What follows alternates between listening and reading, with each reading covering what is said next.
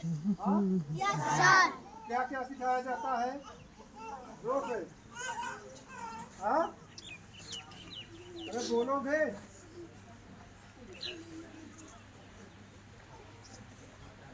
अपने बड़ों का आदर करना सिखाया जाता है नहीं सिखाया जाता? डेली माता पिता भाई बहन जो आपसे बड़े हैं उनका पैर छूना सिखाया जाता है नहीं सिखाया जाता? लड़कियों को क्या बोला जाता है कि अपने बड़ों का नमस्ते करिए, प्रणाम करिए, गुड मॉर्निंग बोलिए, गुड आफ्टरनून बोलिए, गुड इवनिंग बोलिए, गुड नाइट बोलिए। बोला जाता है नहीं बोला जाता है? हिंदी में इंग्लिश में हर तरह से आपको सिखाया जा रहा है। सिखाया जा रहा है ना? तो इसमें कितने बच्चे हैं ईमानदारी से जो जो यहाँ आए थे कितने लोग हैं जो अपने मम्मी पापा का पैर छूते हैं?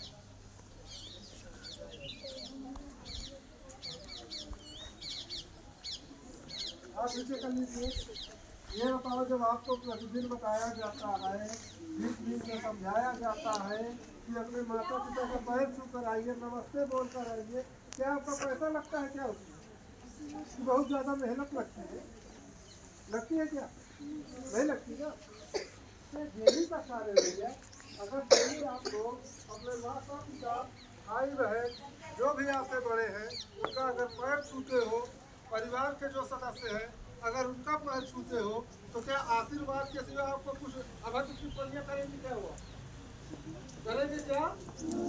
नहीं करेंगे ना? आपको आशीर्वाद ही मिलेगा। और डेली का आशीर्वाद जानते हैं क्या होता? आपका बुद्धि विवेक हर चीज को आपके मनोबल को इन सारी चीजों को बढ़ाता है। क्या करता है? बढ़ाता है। तो इन सारी चीजों को भैया प्रतिदिन करिए। ठीक है?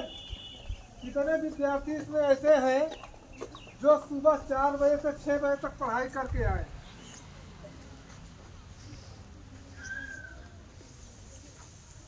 एक विद्यार्थी इधर निकल रहा है नैतिक प्रेशर वाली, थोड़ा जूम कर लीजिएगा भैया, दिखा लीजिए, निकाल लीजिए। और इधर इधर 4 से 6 कौन पढ़ा था? अभी बोल रहा था 5 बजे। चलो 5 बजे 4 बजे से 5:30। चलो ठीक है, कोई बात नहीं, आप पकड़ो 4 बजे से 5:30 बजे। ईमानदारी से बच्चे ने बोला, इसके लिए क्लैपिंग कर दीजिए थोड़ा सा।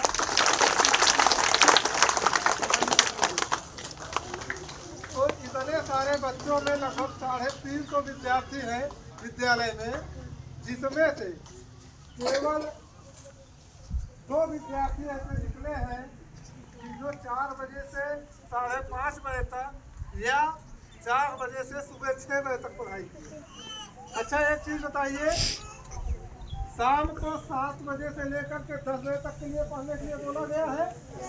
और छोटे बच्चों को 7 बजे से 9 बजे तक के लिए बोला गया है। विद्यालय से फोन जाता है आपके पास कि आप पढ़ाई कर रहे हो कि नहीं कर रहे हो? जाता है या नहीं जाता है? जाता है ना? घर पे जाता है ना? तो ये बताओ 7 बजे से लेकर के 10 बजे तक कितने विद्यार्थी ऐसे हैं जिन्होंने पढ़ाई किया है? 7 बजे से 10 बजे तक ईमानदारी से। 3-4 लोग इधर हैं, 2 लोग इधर हैं, 2 उधर। कहने का मतलब 15-20 बच्चे, यानी 350 स्टूडेंट्स।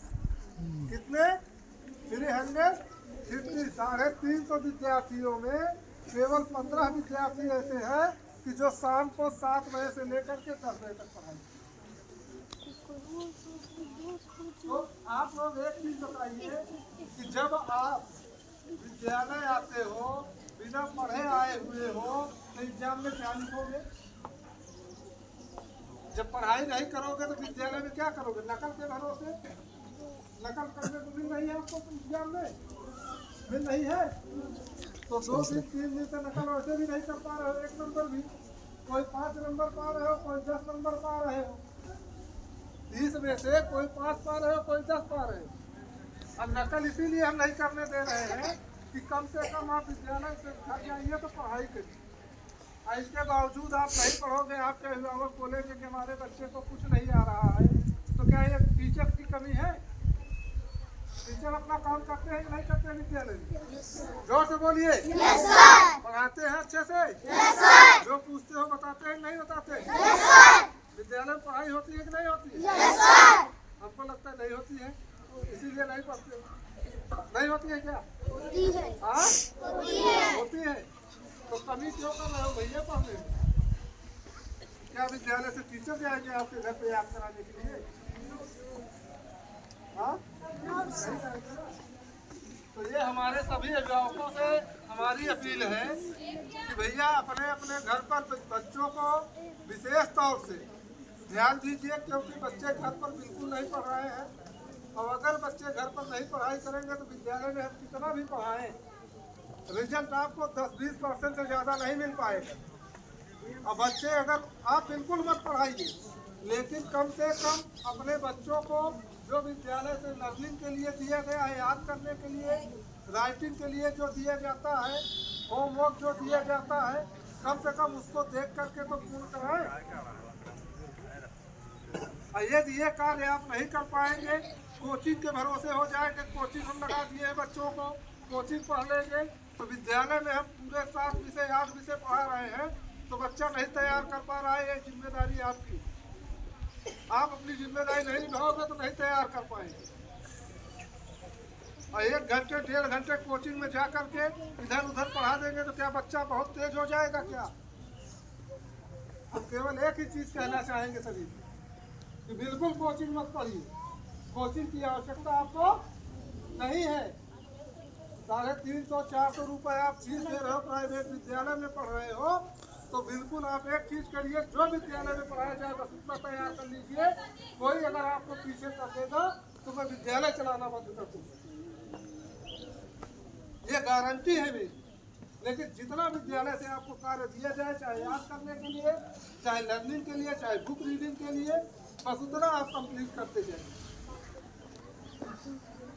अभी एग्जाम शुरू होगा तो इसमें से काफ़ी बच्चे कहीं पेपर लेके आएंगे, सर जी ये नहीं पढ़ाया गया, सर जी ये वाला क्वेश्चन कौन से चैप्टर में था, ये क्वेश्चन कहाँ था, ये पूछने के लिए चले आते। जब घर में शाम को किताबें नहीं खाओगे, बुक रिविजन नहीं करोगे, तो क्वेश्चन कहाँ से पता चलेगा? पता चलेगा क्या? बोलो। नोट्स तो आप लोग खोल नहीं रहे हो, बुक खोल नहीं रहे हो, घर पे जाके मस्ती मार रहे हो। माँ बाप भी आपसे कह रहे हैं चलो ठंडी है भैया रजाई में सो जाओ। अरे रजाई में रहते हो, उसी में किताब खोल के बैठ जाओ ना भैया, उसी में आप पढ़ाई करिए। कोई मना किया है क्या आपको?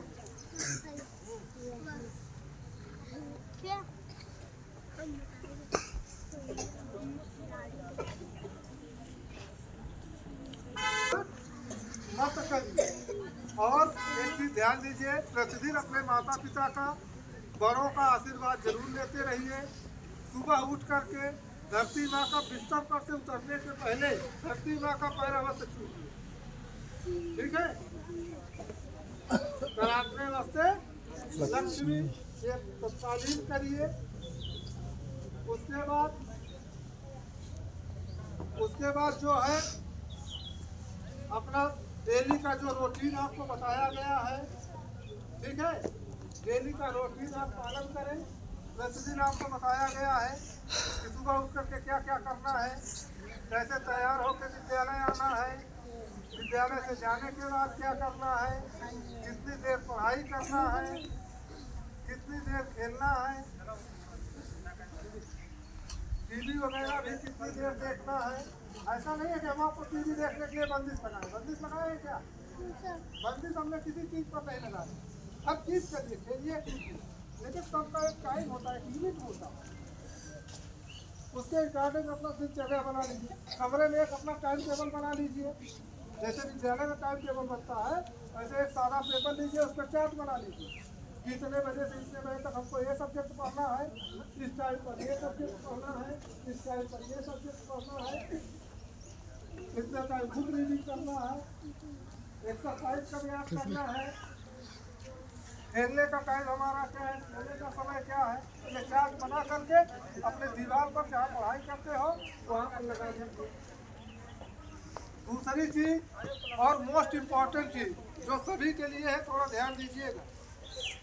पढ़ाई कभी भी अगर आपके अभिभावक जहाँ बैठे हैं, चार चार लोग बैठे वहाँ किताब लेकर के बैठोगे तो बिल्कुल पढ़ाई आपकी हो नहीं पाएगी, क्योंकि वहाँ बैठोगे तो मम्मी पापा रहेंगे, किसी न किसी काम को आपको बोलते रहेंगे या वो कुछ बातें करते रहेंगे तो आपका दिमाग उसी में लगा रहेगा। तो पढ़ाई के लिए क्या होना चाहिए,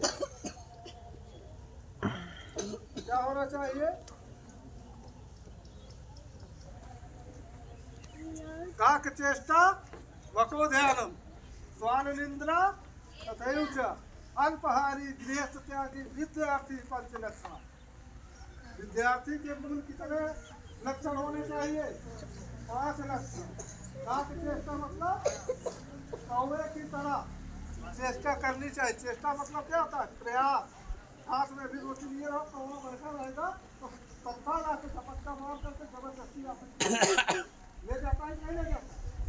तो कौवे की तरह आपको क्या करनी चाहिए, चेष्टा करनी चाहिए। जिम्मेदारी होनी चाहिए कि हमको ये करना है, पढ़ना है, कैसे नहीं है।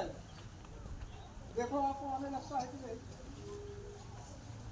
कहाँ की चेष्टा हो गया, बको ध्यान। बको मतलब बकुला, पकड़ा जाता है ना, सफेद सफेद होता है, खेतों में अक्सर दिखाई पड़ता है। कब दिखाई पड़ता है, जब आप खेत में पानी वगैरह लगाते हो गेहूँ वगैरह बोने के लिए या सिंचाई के लिए, या कोई फसल आपकी बोई रहती है तो क्या होता है, बकुला उसमें क्या करता है, रहता है ठीक है, वो कीड़े मकोड़े खाता है। लेकिन कीड़े मकोड़े ऐसे कुछ तो मिल नहीं जाएंगे, वो एकदम एक टक लगाए हुए निगाह अपने शिकार पर रखता है। जैसे सामने ऐसे जोश मारता है, पानी मारता है नहीं आता और अपना पेट भरता है। तो बकुले की तरह आपको ध्यान लगाना पड़ेगा। अगर किताब में ध्यान लगा तो सिर्फ किताब में ही ध्यान होना चाहिए। पड़ोसी का बतलाता है, घरे में क्या बतलाता है, कौन कहानी चलती है, किसी से कोई मतलब नहीं। सिर्फ मतलब होना चाहिए तो किससे, अपने दुख से और अपने। ठीक है। स्वान निंद्रा, स्वान निंद्रा मतलब कम सोना चाहिए, कुत्ते की तरह सोना चाहिए।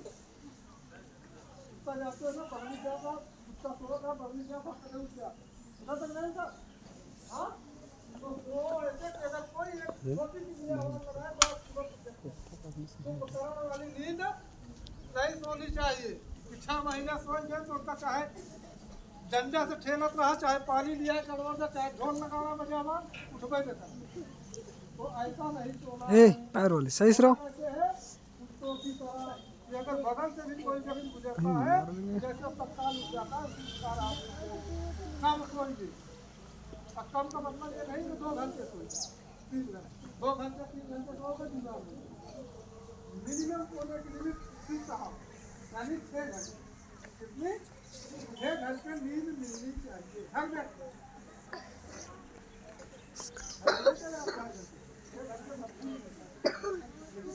जो नींद लेने का समय है तो अपना 10 बजे का क्या करोगे, 10 से 4 बजे सोइए, रात को 10 बजे से सुबह 4 बजे तक 6 घंटे हो गए ना, और आपका सारा दिनचर्या भी पूरा हो जाएगा, नींद भी पूरी मिलेगी। और सुबह सुबह जब उठोगे तो सुबह आपको क्या मिलेगा, ताजगी से। सुबह का जितना जल्दी आप उठोगे उतना ही आपको तरोताजा आपका शरीर मिलेगा, आलस नहीं जाएगा। और जितना लेट उठोगे उतने देखो शरीर मिट्टी होती रहती है, शरीर टूटेगी, इधर उधर होगा, ऐसा है वैसा है। आज हम भी लेट उठे, आज हम भी लेट उठे हैं, और लेट उठने में क्या होता है जानते हो, हमारी भी शरीर आज आलस